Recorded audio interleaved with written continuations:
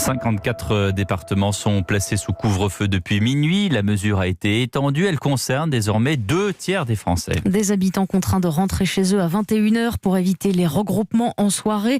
Couvre-feu, mais aucune limitation de déplacement dans la journée. En pleine vacances de la Toussaint, certains cherchent donc la liberté. La Baule, par exemple, qui n'est pas placée sous couvre-feu, voit débarquer des touristes, ce qui inquiète fortement les habitants. Reportage de notre correspondant dans l'Ouest, François Coulon.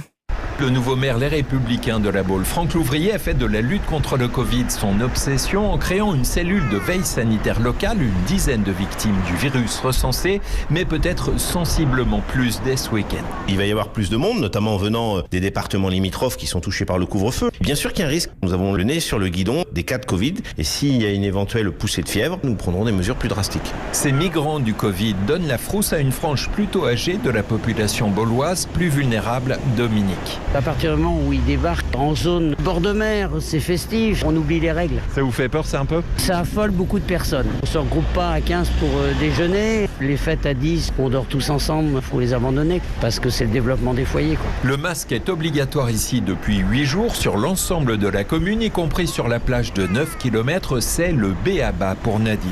Je n'ai rien contre les touristes qu'on est bien content de trouver par ailleurs. Ce qui est important, c'est que chacun respecte les règles, qu'on n'arrive pas à être privé de la plage à cause de ça. On risque d'être puni, quoi, c'est tout. La Baule affiche des bras grands ouverts mais refuse la politique dangereuse de l'open bar. La Baule, François Coulon, Europe.